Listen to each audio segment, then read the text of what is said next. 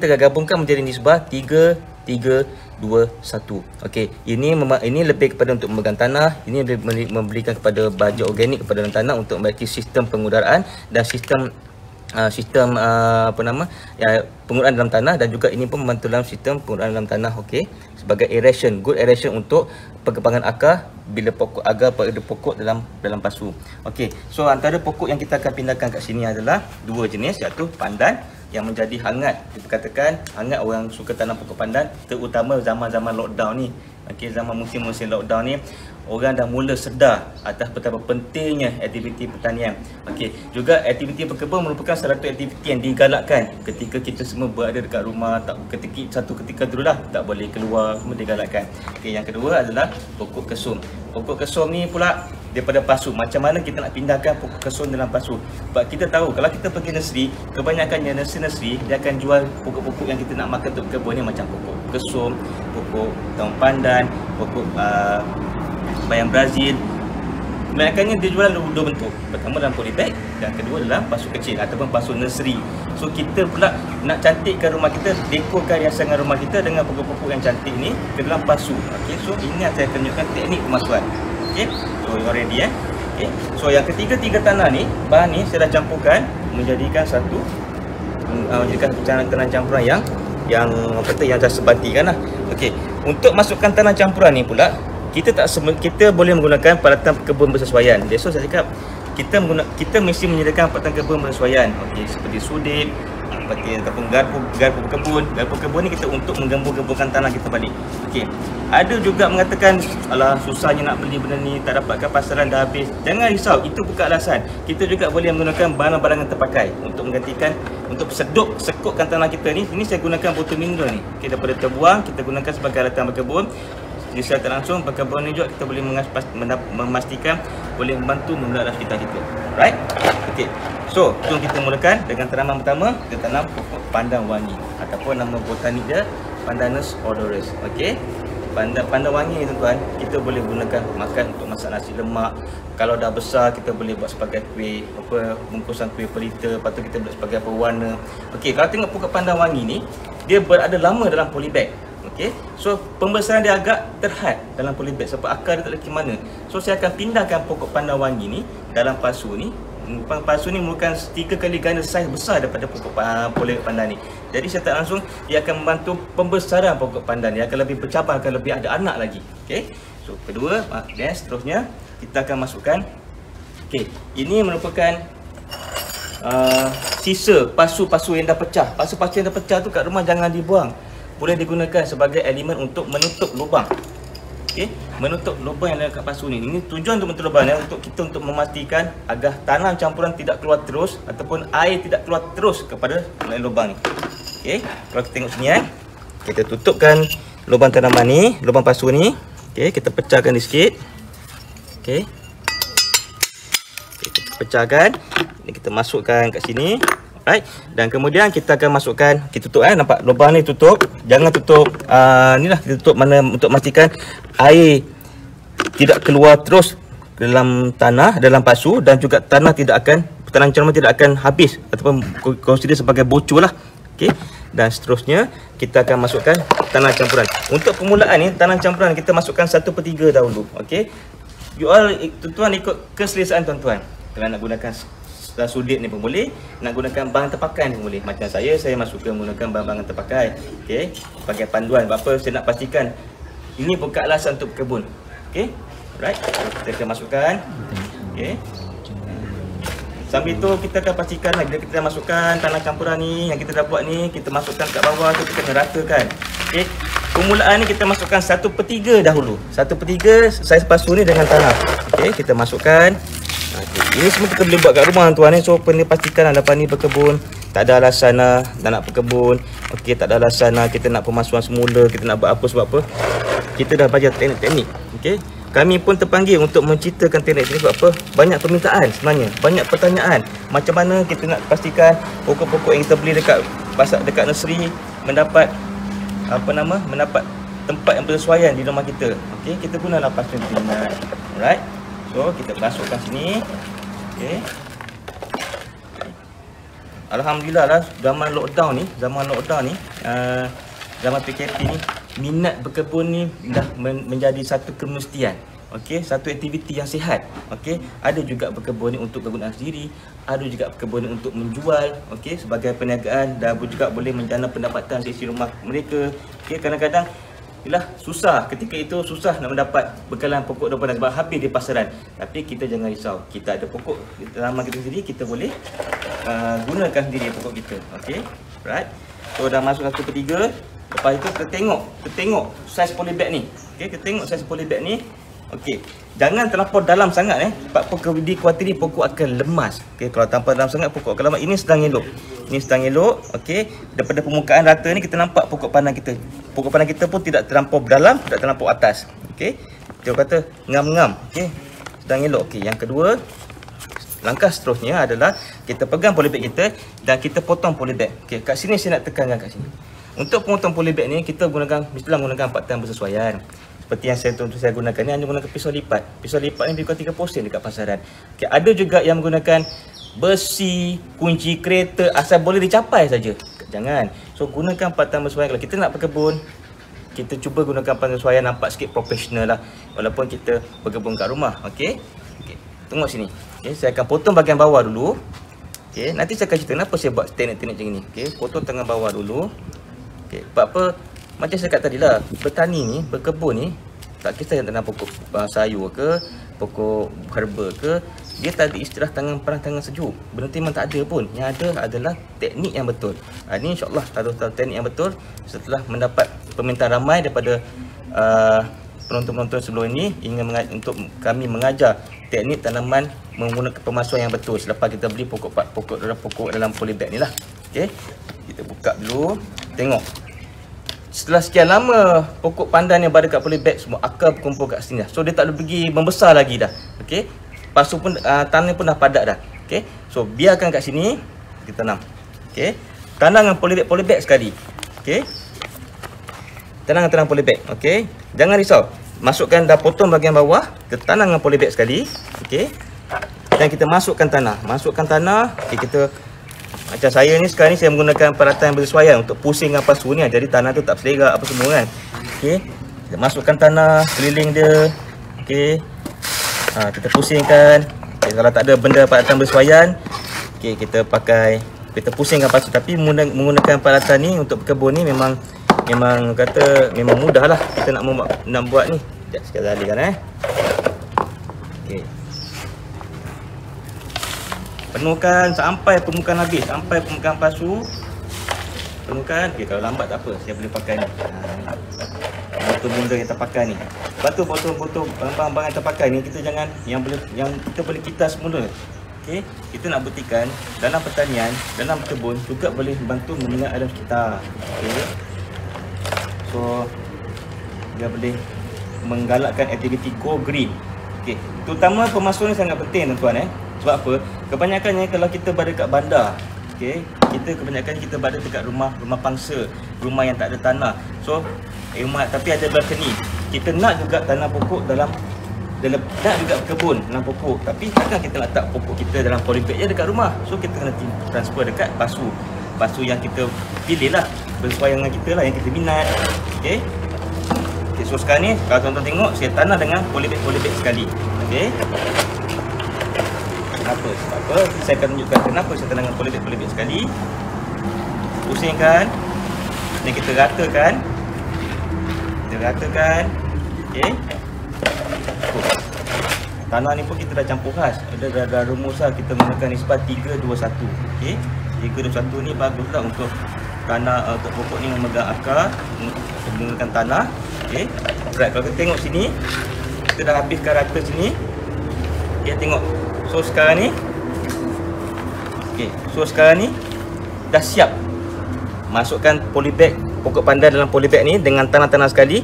So kita masukkan tanah. Alright. So kemudian langkah terakhir adalah kita cabut. Ini sangat penting tuan. Mula-mula kita potong bahagian bawah dia dan kita masukkan dalam polybag, dan yang terakhir kita cabut. Okey, keluarkan polybag ni. Ada sebab kenapa kita keluarkan.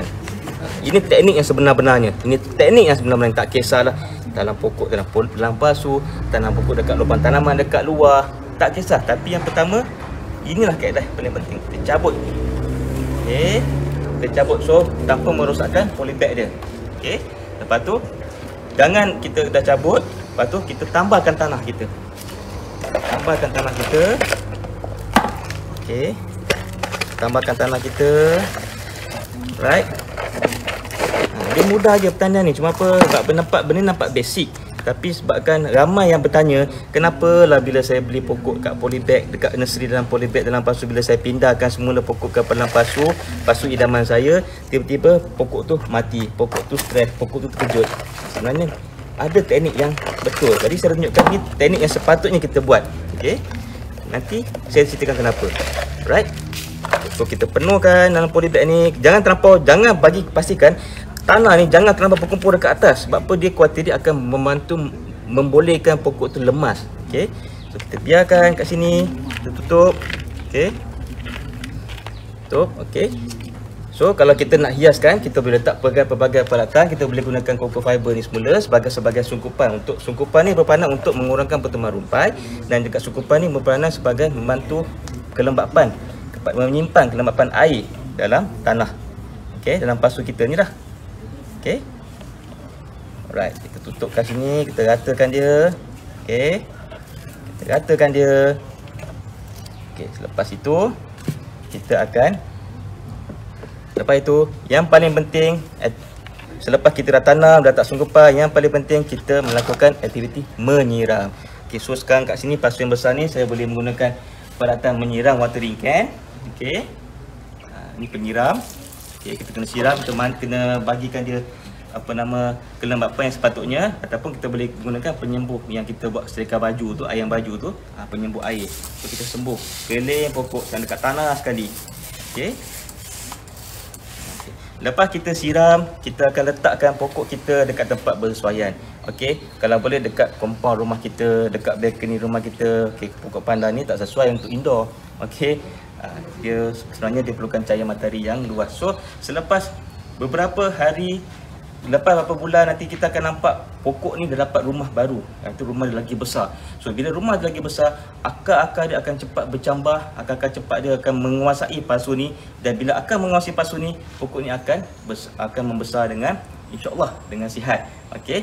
So ini hasil daripada menggunakan pokok pandan daripada polybag. Okey. Alright. So saya akan tunjukkan. Okey, kat sini saya ada displaykan. Okey. Kenapa? Tadi kalau you all tengok kenapa saya tanam, tunjukkan nak tanam ni polybag yang dah mati, polybag pokok yang dah rosak. Saya tak gunakan demonstrasi pokok yang tak elok. Okey. Kenapa? Sebab apa? Kenapa kalau you tengok kenapa saya mesti potong bawah semut dulu, tanam dengan polybag, kemudian saya akan cabut polybag. Kenapa? Sebab apa? Setengah orang lepas dapat beli pokok dengan polybag, dia akan bahasa dia akan buka polybag semua, biarkan tanah. Kalau tanah tadi okey, keras, tak ada masalah. Tapi kebanyakannya bila orang buka polybag dah siap, okey, dia akan buka, dia cakap cabut. Kebanyakan ini akan berlaku. Ini akan berlaku sebab apa? Hancur, perui. Okey. Bila buka polybag tu, root ball root ball tu akan hancur. Bila root ball tu akan hancur, dia akan membantukkan pertumbuhan pokok. So pokok akan stres. So ini yang paling penting. Sebab tu tadi kalau tengok, saya buka pada bawah, lepas tu saya tanam dengan polybag, lepas tu saya cabut polybag sebab saya nak menjaga root ball. Okay, supaya tidak pecah seperti ini. Bila pecah seperti ini, kebanyakannya pokok akan stres. Okay, akar dia terganggu. Bila akar terganggu, dia akan membantu dalam proses pembantutan pokok tersebut. Mulalah kecoh, mulalah bising, mulalah marah. Aku tak boleh tanam lah, tangan aku panas. Sebab apa? Aku tanam buka polybag, pokok aku mati. Sebenarnya bukan kat tadi, tak ada istilah tangan apa tangan sejuk. Istilah adalah teknik yang betul. Okey. Tuan-tuan nak tahu kenapa saya dah buat tadi? Ni punca dia. Kita pastikan root ball ni jangan rosak. Okey. Kat sini. Alright, saya letak tepi dulu. Okey. Habis satu perkara, satu tip kaedah penanaman daripada pokok yang kita beli daripada polybag. Okey, iaitu pokok pandan wangi ataupun Pandanus odorus dalam polybag. So you all boleh letak dekat mana you all suka. Tuan-tuan suka dekat balkoni, dekat ruang tamu tak boleh, dia bukan indoor, sorry. Dekat dekat parking kereta, garaj kereta, taman-taman kita lah. Okey, so settle proses sini dan kita letak tepi. Okey, jangan lupa siram dia berat dah. Okey. Okey, yang kedua pula, peralatan yang sama. Okey, pasu yang berlubang, pasu ikut cita rasa tersendiri. Macam saya guna pasu daripada ni lah, pasu daripada tanah plastik ni lah. Okey, so kita akan masukkan bekas-bekas pasu yang dah pecah. Kita jangan buang, ada guna dia. Okey, tutup kat lubang ni. Alright. Sebab kenapa kalau tuan nak tanam pokok-pokok yang kata pokok-pokok air akuatik, memang tidak memerlukan pasu-pasu yang berlubang. Tapi kalau pokok-pokok yang biasa ni memang kena ada lubang lah. Okey. So kita masukkan tanah campuran. Okey, saya keluarkan ni peralatan ni. Tanah campuran yang dirumuskan. Kebanyakannya tanah campuran dekat pasaran dah ada dah. Setengah-setengah nursery yang menjual tanah campuran yang kebanyakannya mendapat bimbingan jalan tanian, dia dah siap-siap jual dah. Tanah campuran dah proses, tanah campuran yang ada microbe. Okey, soalan ni penting Tanah campuran merupakan satu elemen yang penting. Jangan salah beli tanah yang dekat luar lah. Okey. Okey, kita penuhkan. Sama juga 1/3. 1/3 daripada tanah campuran ni. 1/3 pada saiz pasu, kita masukkan tanah campuran. Okey. Alright. Sebenarnya kami pun merasa berbesar hati sebab apa, aktiviti bertani bercocok tanam ni mendapat sambutan yang hangat, dan dalam kerajaan Malaysia pun mengatakan salah satu aktiviti yang bagus dilakukan ketika lockdown ketika PKP ketika itu adalah kita fikirkan jika kita bersama keluarga kita adalah aktiviti berkebun. Okey, ini merupakan satu aktiviti yang sangat sihat. Sebab apa? Kita tanam kebun, kita tahu pokok dia dia menyerap karbon dioksida. Pokok menyerap karbon dioksida dan dia melepaskan gas oksigen. Oksigen untuk membantu kita pernafasan, membantu dalam mempersiap udara. Okey. So, sekali lagi, tuan-tuan boleh guna pelbagai jenis pokok tuan-tuan Juga boleh guna pelbagai jenis pokok. Macam yang hari saya gunakan pokok itulah, pokok pandan dengan pokok kesum. Okey. InsyaAllah bila kita bagi rumah baru kat pokok ni akan membesar dengan sihat. Okey. Tengok. Okey, masukkan lebih kurang 1/3 daripada saiz pasu tanah campuran ni. 1/3. Okey. Kita ambil pokok kesum. Ni pokok kesum kita lah.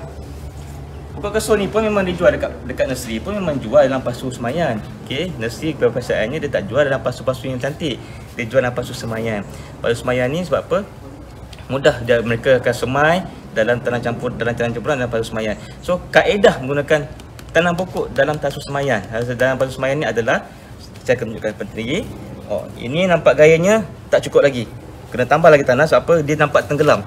Kita jangan tenggelamkan pokok tu. Sebab apa? Pokok tu yang kalau ditambah tanah dia akan jadi lemas. Dia akan nutup pangkal pokok tu. Okey. Mudah tuan-tuan dan puan ni nak tanam ni. Bukan susah sangat. Cuma kita jangan ada alasan lah. Kita jangan ada alasan. Kalau bagus, lagi bagus kita cocok tanam, kita ajak keluarga kita. Terutama anak-anak kita. Okay, kita didikkan anak kita daripada peringkat awal lagi bahawa berkebun ni satu aktiviti yang menyihatkan.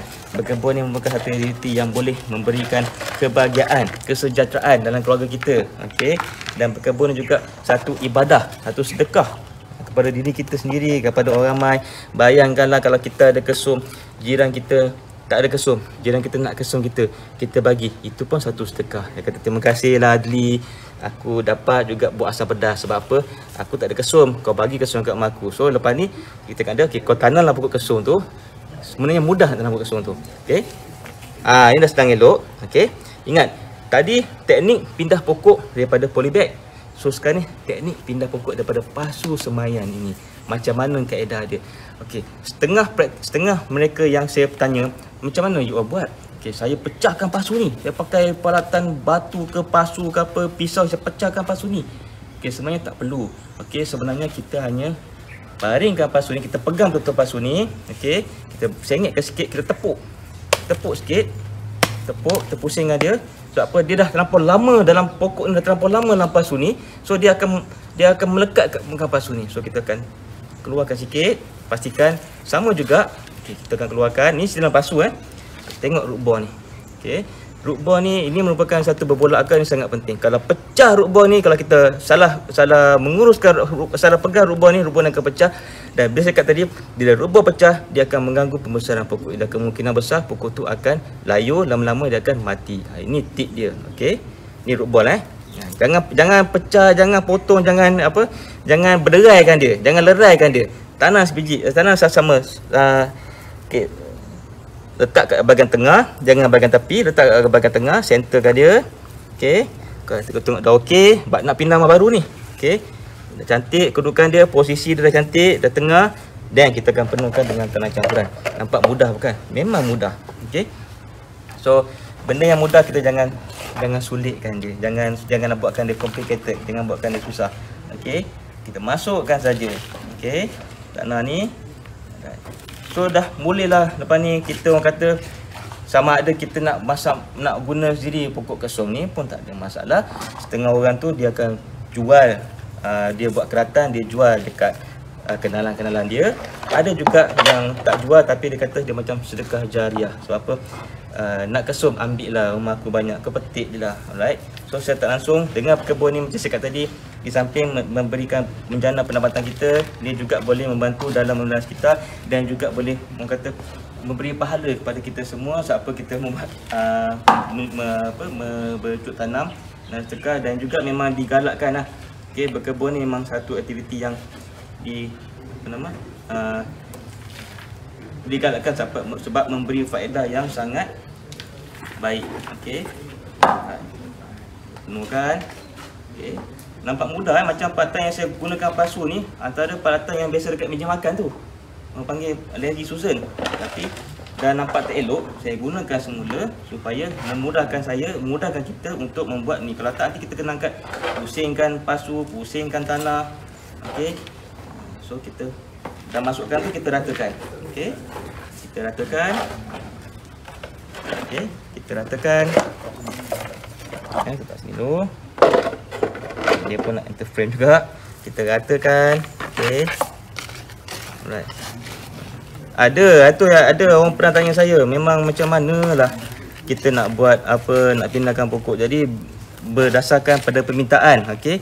Live ini dia buat berdasarkan pada permintaan ramai mengenai teknik pemasuan yang betul. Selepas kita beli pokok di di nursery ataupun selepas kita beli pasu baru. Beli pasu baru kita nak pindahkan semula. Okey. Rasanya dah ni. Okey, insya-Allah kesum ni akan tumbuh dengan elok, tumbuh dengan membesar dengan elok siapa dia dapat rumah baru. Tengok tadi akar dia benar bertigat sebab dekat pasu yang kecil. Okey. So almost done. Hampir siap sepunya. Okey. Right. Pokok pun ada kat tengah, dia tak sengit ke tepi. Tak sengit ke sana, tak sengit ke sini. Okey. Dia berada kat tengah-tengah. Right. Lepas tu kita letakkan sukupan. Sukupan pertama, tujuan sukupan adalah untuk membantu mengurangkan pertumbuhan rumpai. Kedua, membantu dalam proses kelembapan supaya pokok kesum kita ni sentiasa berada dengan lembap. Sebab umum tahu pokok kesum ni antara tanaman yang memang memerlukan nature ataupun habitat yang lembap, sentiasa kelembapan yang sangat tinggi. Okey. Right, kelembapan yang sangat tinggi. Kita dah masukkan sini. Selepas itu kita akan lakukan penyiraman. Okey. Spray balik. Tengok Okey. Bila buat penyiraman ni, kita jangan buat. Kalau kita ada anak, kita suruh anak kita buat. Dia memang suka. Budak memang suka main air. So kita nak createkan minat budak tu daripada main air, menyiram sampai nanti lama-lama dia akan seronok. Best lah papa, best lah mama untuk kebun dah. Kita secara tak langsung kita dapat memberi didikan kepada anak kita lah. Okey. Dan kat sini saya dah tunjukkan satu peralatan yang mudah, dia panggil watering kit. Okey, safe watering kit. Di mana sebab apa saya gunakan peralatan dekat pokok kesum. Sebab apa? Pokok kesum ni dia memerlukan penyiraman kelembapan yang sangat tinggi. Okey. So kadang-kadang kita terlupa nak siram, so kita gunakan peralatan ni. So masukkan saja, ni ada air. Kita masukkan sini. Okey. Dan kita cucuk. Ini letakkan di tepi ni. So nanti air akan keluar melalui drip system. Nampak kan? Drip system. Dia melalui drip. Jadi kita kalau terlepas pandang, terlepas ni, kita terlepas lupa nak siram, kita jangan risau. Kalau kita pergi kerja ke, kalau kita bercuti ke, kita perlukan aja air ni. So air pokoknya secara konsisten akan mendapat air yang berterusan.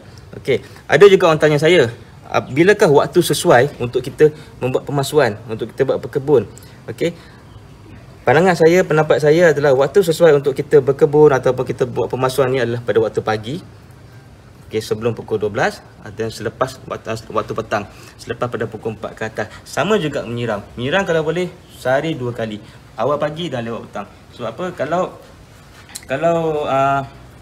kita membuat pada tengah hari, dia akan mengganggu proses. Sebab apa? Pokok biasanya tengah hari dia buat kerja dia. Kerja dia panggil proses fotosintesis.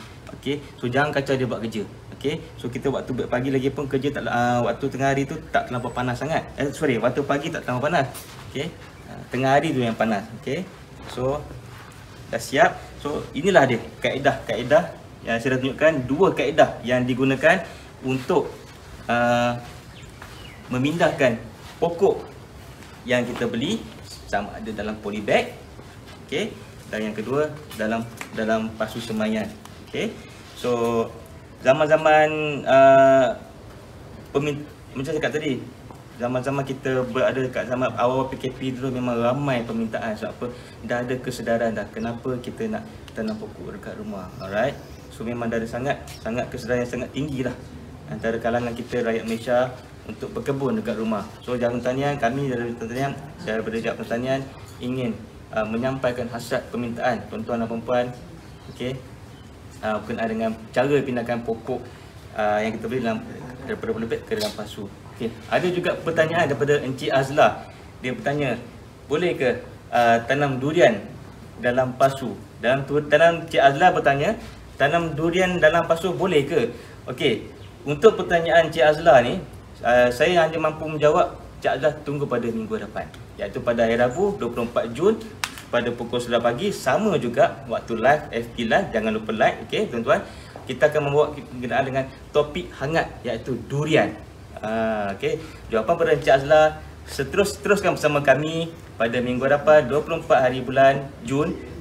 Kita akan membawa topik hangat iaitu berkenaan dengan aktiviti penanaman durian. Kat situ pakar kami akan ulaskan lah, boleh ke tak tanam pokok durian dalam pasu ataupun tak boleh. Kat situlah. Alright. So kalau ada apa-apa pertanyaan bolehlah tanya, tapi jangan lupa siapa yang belum like Facebook Jabatan Pertanian tolong like. Okey, sebab apa? Jabatan Pertanian kebanyakannya akan menyediakan pelbagai informasi, pelbagai maklumat yang terkini dalam bidang pertanian. Okey, macam mana pertanian boleh membantu dalam membuat pendapatan sampingan kepada kita lah. Okey. Alright. So, selain macam cakap tadi, selain pada pokok ni untuk kita makan sendiri, dia juga untuk untuk membantu dalam kita punya menjana pendapatan kita lah.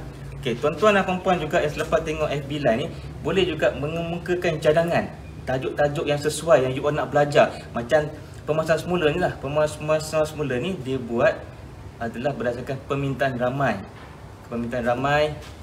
melalui Jabatan Pertanian untuk macam mana nak menghasilkan memindahkan pokok-pokok yang dah beli dekat nursery, okey, kepada pasu yang benar ni lah. Okey, antara ni saya nak share jugalah, antara tip-tip juga yang paling penting selepas kita berkebun adalah, pertama sekali kita lakukan pembersihan. Okey, kita bersihkan tangan kita, bersihkan segala peralatan-peralatan kita, letak setempat, jangan biarkan tempat macam bersepah lah. Okey, dan juga seranan kerajaan mengenai SOP berkebun pun ada SOP. Okey, SOP maksudnya kebersihan adalah asas yang paling utama. Okey, kita jangan lupa basuh tangan seadanya. Saya takut nanti lepas you berkebun, basuh tangan tak sebetulnya, terus pergi makan. Itu sangat bahaya. Okey, kita tahu tanah-tanah ni memang ada mikrob yang baik. Okey, Okey, sebenarnya datang pada kita. Kalau kita bersih, lepas kita berkebun, kita melakukan aktiviti yang pembersihan, membersihkan diri dengan keadaan yang betul, dia akan membantu dalam orang kata menjamin kebersihan diri kita sendirilah. Okey, so itu antara pertenang-pertenang saya selepas kita melakukan aktiviti berkebun sendiri. Okey, right. So ini saya buatkan dua jenis pokok, pokok kesum dan pokok pandan wangi. Ada juga orang suka pokok bayam Brazil yang boleh petik, boleh buat ulam, boleh buat goreng, dan pelbagai jenis tanaman hiasan ke tanaman-tanaman yang boleh dimakan. Nak buat pemasuan semula, inilah kaedah dia. Okey, tak ada lagi lah.